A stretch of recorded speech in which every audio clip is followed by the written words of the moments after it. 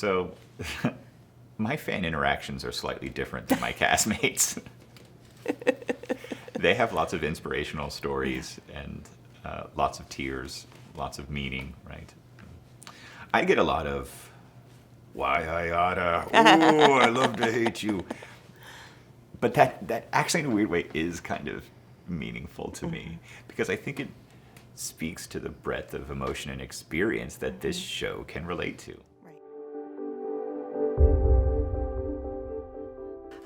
Well, Brandon, thank you so much for talking to me today. You play Quintus in The Chosen. That's right. Can you talk to me a little bit about what it's like to play Quintus?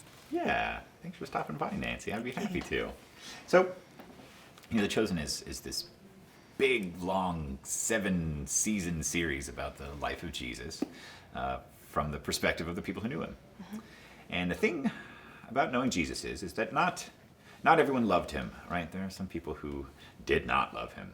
And Quintus is one of those folks. I play Quintus, and I'm the bad guy. I'm a Roman praetor, which is like a magistrate or something like that, like a martial law mayor. He's in charge of the city, but he's also in charge of some military stuff. Right. He's really, really obsessed with the status quo and keeping things how they are right now. Obsessed with order and discipline, things like that. Like I said, the status quo, and as you know, Jesus is not so concerned about the status quo. Right. So there's a little bit of friction there. Yeah. All of that is to say, Quintus is a bad guy. Yeah.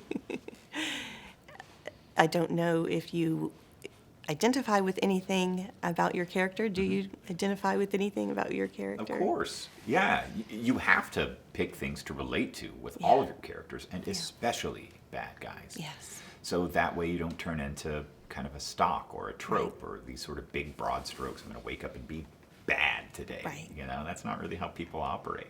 Yeah. So to bring any sort of humanity to the characters that you play, you have to find something that you can grab onto. Right. And for Quintus, he thinks that he's doing the right thing. He's keeping a system maintained that will make sure people are safe and doing the things that they're supposed to be doing. He thinks he's making the world a better place. Right. That's a much better place to start from than I'm going to wake up and be bad. Right. I'm not really even sure what that means. Right. Not to mention, the writers have done such a terrific job of giving me little breadcrumbs of humanity. The relationship that Quintus has with Matthew, right, who later becomes an apostle, right? Quintus sees that analytical machinery in his brain and wants to cultivate it and protect it. That seems like fatherly love to me. That's not something that someone who wakes up thinking they're going to be bad today does. That's it's his own twisted version of love. That comes from a good place. Wow. So all of that stuff you latch onto as an actor, so that I don't start twirling my mustache and tying the girl to the railroad tracks. Well, what has been your greatest accomplishment in season 3? Any challenges? Something you're proud of? So, I think that in season 3, I'm trying to think about what I can say without giving stuff away. There's going to be just a little bit more darkness in this season.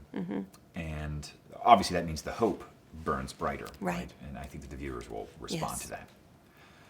And I'm proud of the things that we've brought in that regard. That we get to tell a sort of a more nuanced story with a little bit more friction, a little bit more pushback. Stakes are a little bit higher. I'm really, really proud of, maybe this is a dry answer, but the craftsmanship. Yeah, right. What is it like working on The Chosen, bringing Jesus to people who've never heard of him? Is there a responsibility that you feel? Of course. Yeah. Yeah. This story means so much to so many people. Oftentimes when you walk onto a set this size, with this many cast members, with this size of a crew, it can have an anonymous feeling. People are there to show up and do a job and go home. And my first day on set here, I knew that wasn't what was happening. That people here cared enormously about this story and how they were going to tell it. And after season 1 came out, People started watching it on the app, and then Amazon Prime, Peacock, and Netflix later on, all of this stuff. Right. When response came in, it became clear that that care and kindness and professionalism that was brought to the show by creators was received and mirrored by the fans. People are being impacted by this. And it's hard not to feel that when you walk into work every day. Mm-hmm. It might be intimidating if you look at it one way. Mm-hmm. It can also be extraordinarily freeing because everyone on the set is there to support you, even if you're having a hard time or a bad day or the production schedule got shifted around and now we have to do something at the last minute. Right. You know, no one feels like just some other person out there. Like, I know that person. We've been together for 3 years now. Right.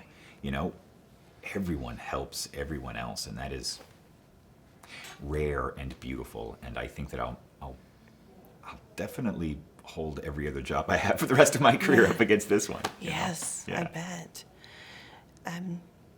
What do you want people to take away from season 3? That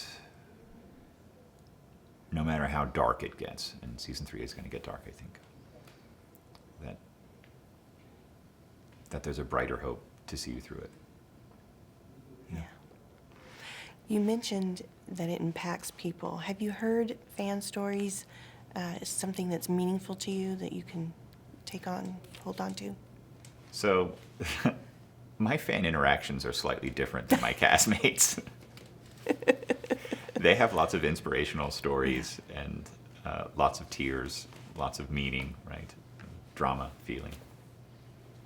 I get a lot of, why I oughta, ooh, I love to hate you. But that actually in a weird way is kind of meaningful to me because I think it speaks to the breadth of emotion and experience that this show can relate to. Right. It has these sort of big, important themes, right? But we tell the story. The Chosen tells the story with humor and wit. Right. And irony, and wryness, and all the other things that make up each and every complex human being. So when I get those sort of fun fan interactions, I don't think like I'm not contributing to the overall inspirational meaning of the show. I get to think, no, I'm adding like a little bit of chili spice to this stew, you know, that it makes for the whole dish to be the whole dish, right? You have to have all of these different feelings and experiences in order to make something with the emotional breadth that The Chosen has. Right. And that also could mean that you're a great actor and you do a great job of being the bad guy. Thank you. What are you most excited about in season 3? I'm excited to deepen this story. You know, I'm excited for folks to meet some new characters in season 3, just because that has not really a lot, some to do with Quintus. Okay, I can't say much more because I don't want to spoil anything. But I'm excited to really deepen this story. I'm excited for that darkness, obviously, because I'm a bad guy. Right. You know, and that means that there's sort of fun, meatier stuff for me to do. Right. But, I'm excited to deepen this thing. Well, Brandon, thank you so much for talking to me. I really appreciate it. I know our readers are looking forward to seeing season 3. Right on. And I'll be excited to watch it myself. Well, thanks so much for stopping by. Thank you very much. Yeah.